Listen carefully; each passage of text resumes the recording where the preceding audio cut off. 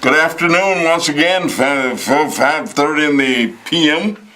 on a Friday, and this is your host, Congressman Danny Davis. I am so delighted to be here. Never sure, never certain about anything, but I guess my schedule probably changed at least 5 or 6 times this week. A lot of things are coming up. There are a lot of things happening. There are a lot of things going to happen. Next week, we are going to have, I guess, a State of the Union address. Some of my colleagues are still trying to determine whether or not they're going. I didn't go last year. I haven't totally decided. I guess I'll decide in a few minutes whether or not I'm going. Some people want to wear kente cloth and go. Some people say they're just not going. And some people saying that you ought to go out of respect for all of the things that our forefathers and foremothers and foresisters and brothers have gone through to get to this point. I'm going to ask you, what do you think we ought to do? Do you think I ought to go or not go? I don't have a problem listening to the opinions of others. The weather is beginning to lighten up a little bit. It's been cold this week. A lot of people now having trouble because their gas bills are going to be high. They're unemployed, don't have any money to pay. But that's all right. No matter what the situation is, if you've got faith and if you believe that everything is going to be all right, chances are things will be all right. Of course, you can give us a call. You know that. You can go right ahead and start just as quick as you want to, because I want to hear what you've got to say. It's really been just a great week.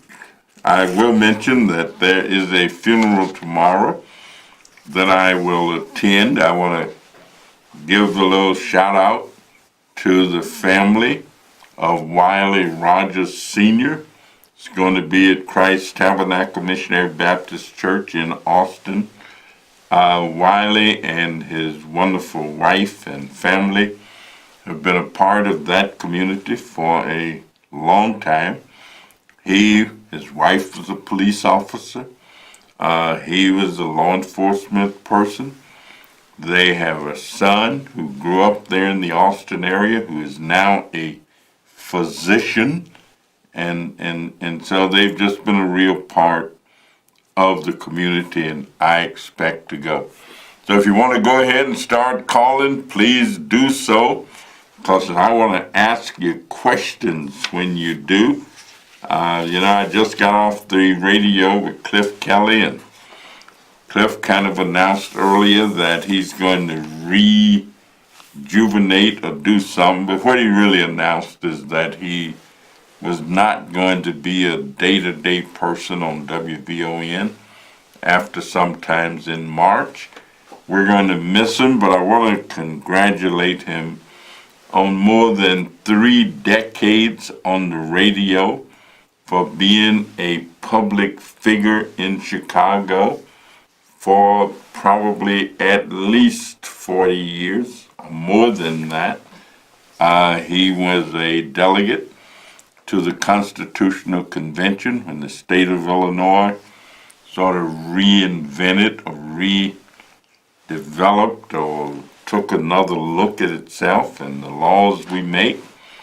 And so I just simply don't know a public person who's been more informative, who's been more entertaining, and who's been more enlightening than Cliff Kelly. So I want to wish him well.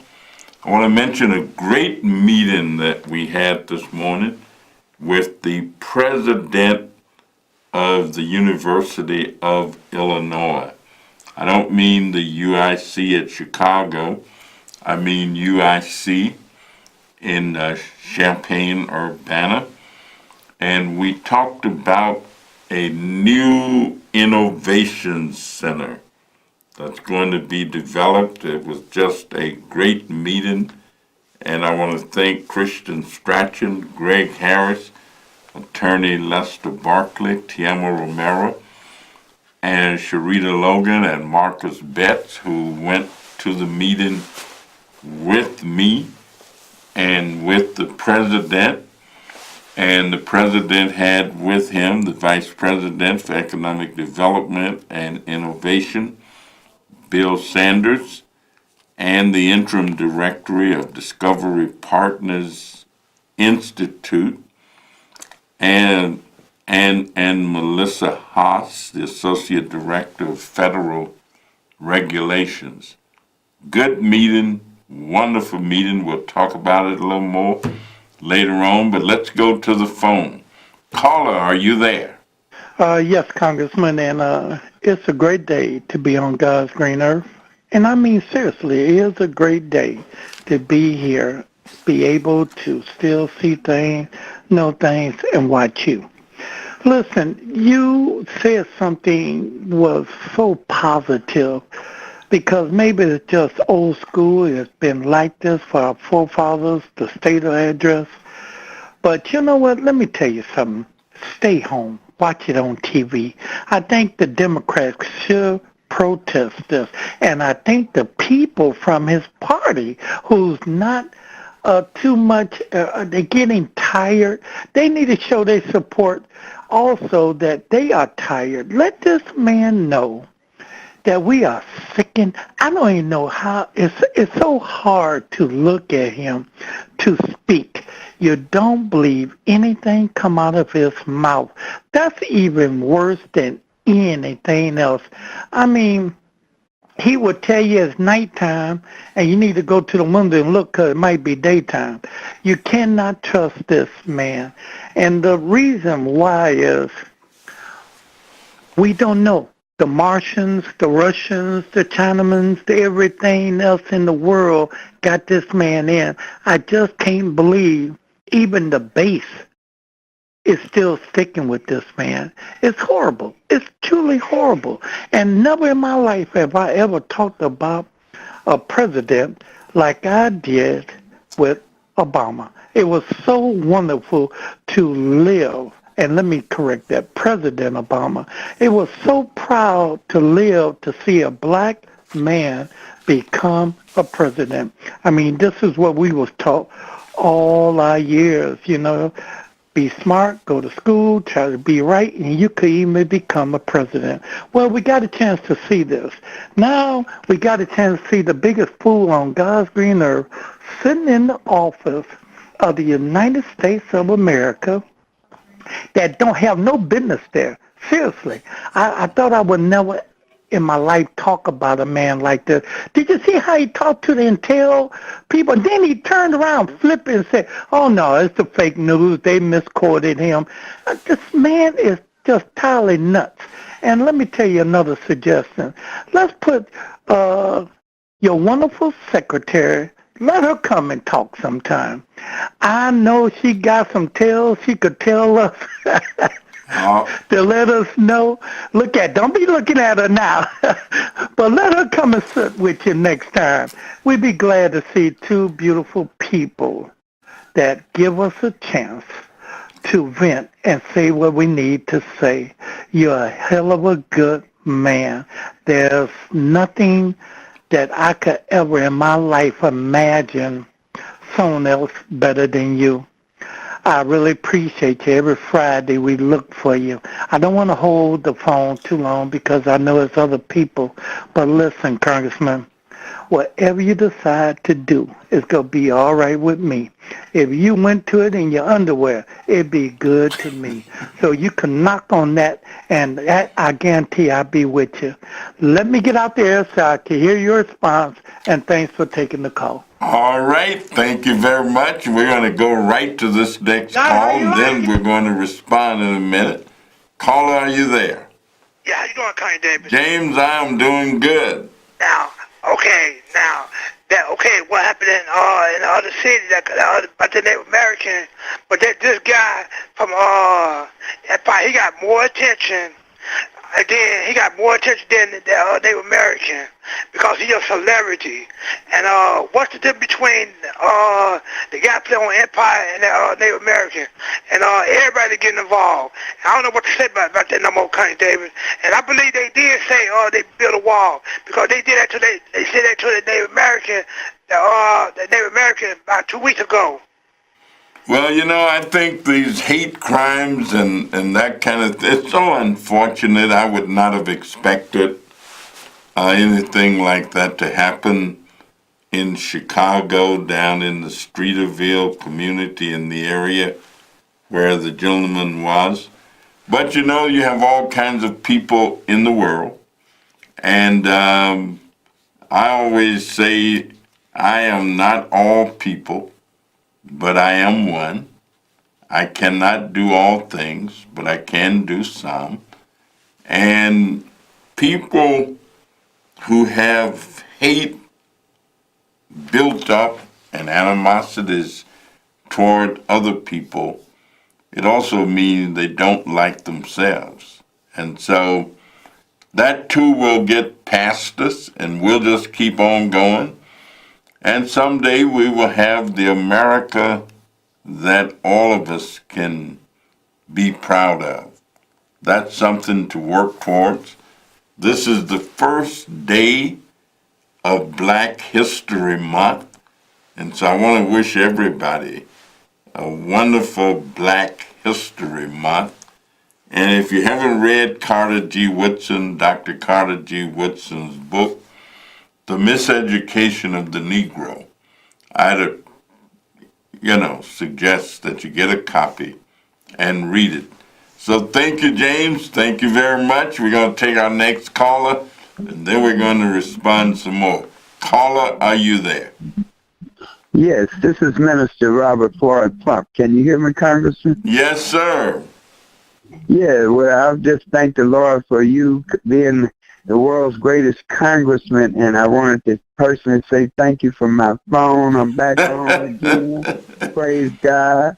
Hallelujah. Yeah, I saw that fancy telephone in my office, wondering, what's this fancy telephone doing around here? We don't have any phones like that. But I'm glad you were at the meeting, and I'm delighted with the information that you and the group brought.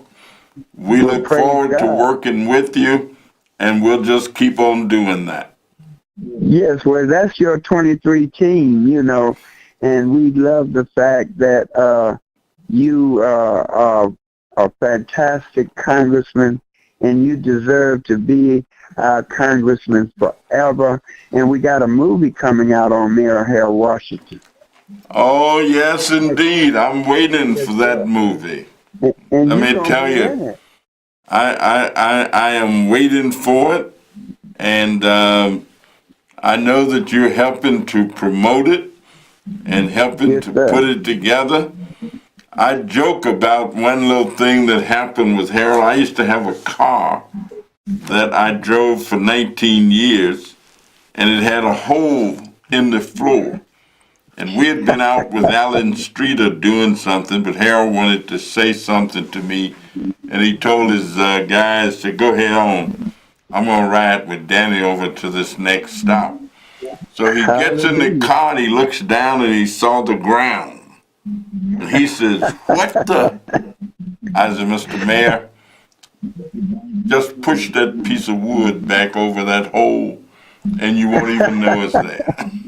And so, that's right. So he rode in my Chevrolet, and Mayor Washington was fantastic. Oh, no doubt. Yeah, I remember Mayor Washington said we must plump the whole community, so we are plumping it up in peace, love, unity, marketing people, and you are the best congressman I ever seen on the job on the west side, and you are the best in Chicago, right down to the modern time. We love you, and you keep up the good work, and hopefully you'll be our leader for Mayor Washington Parade, April 15th. We'll look forward to it. 5 years. If I can walk, I will lead. Well, you don't have to walk, Congressman. You know, we're going to be doing a caravan. So All right. Well, I'll do whatever. I will walk. I will run. I will crawl in the Harold Washington parade if I have to. Well, you are a blessed man. God bless you, and we love you. Keep up the good work, Congressman. Thank you so much. Thank you.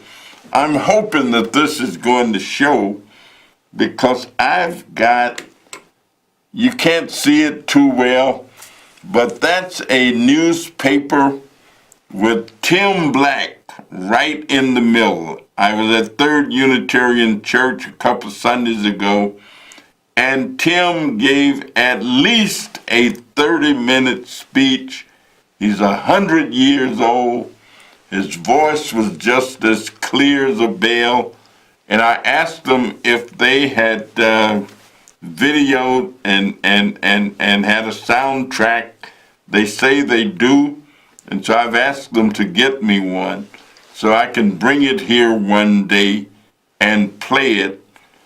Tim Black, 100 years old, making an outstanding speech on a Sunday morning at a church. So I'm going to bring that so you can hear it and so you can see it. But that's Professor Tim Black. And that's Tim as we know him. So, all right.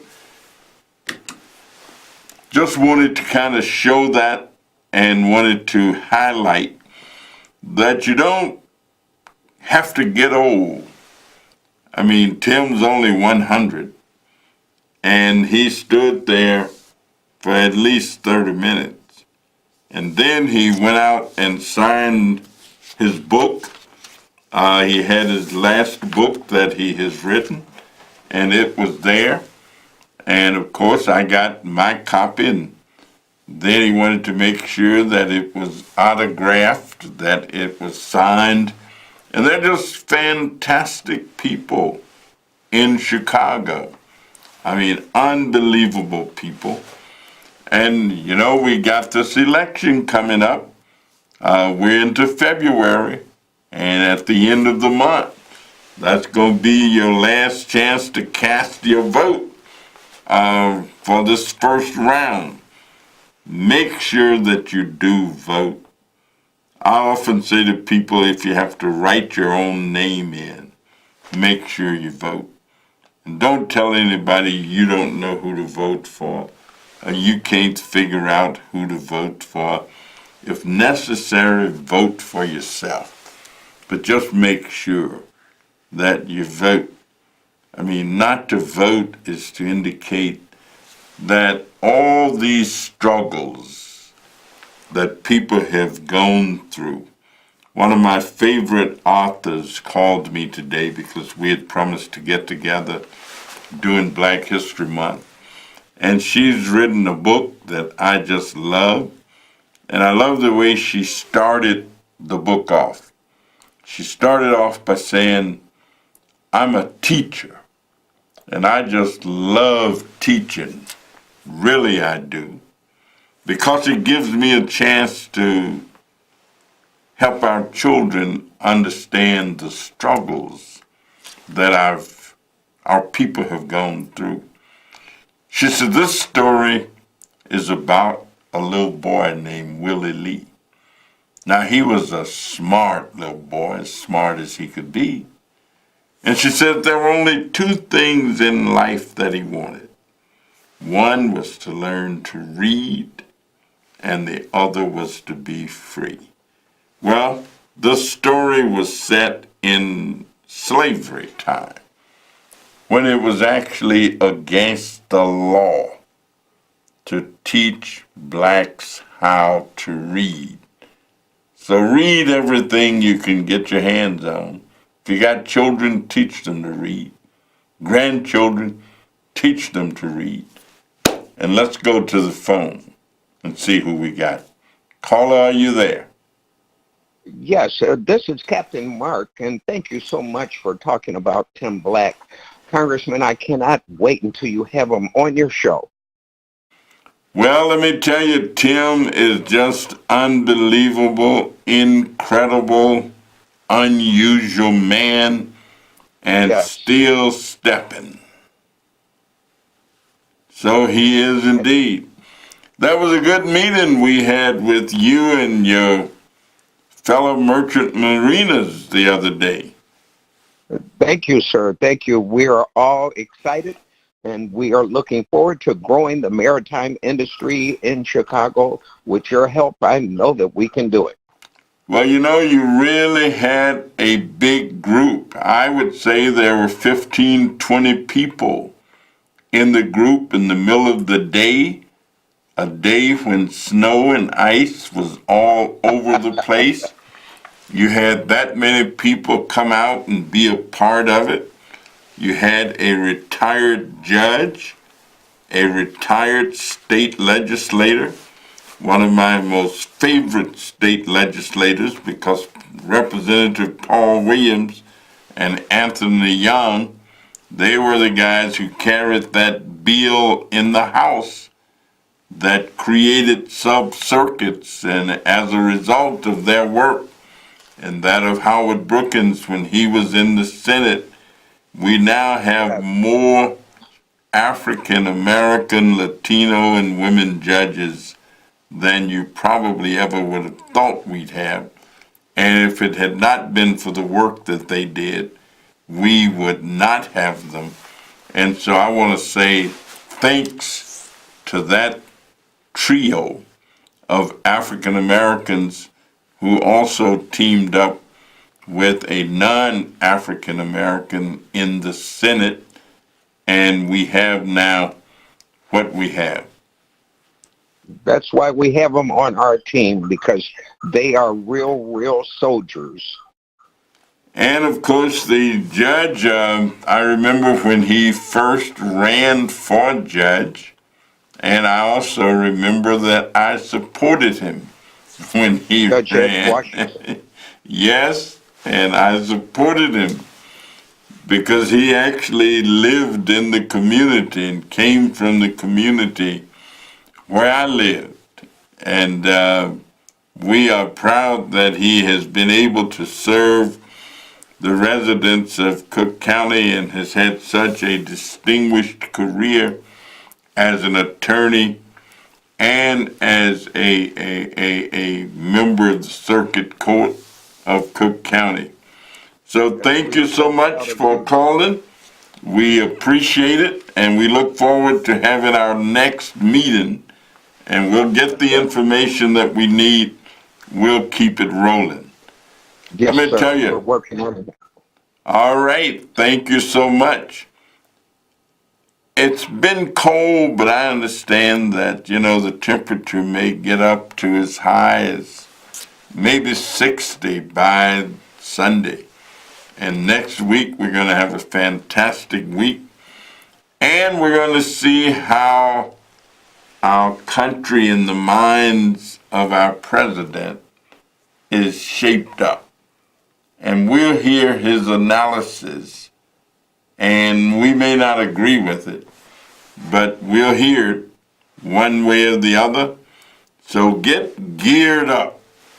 And, we won't let the president, at church we say, don't let nobody steal your joy.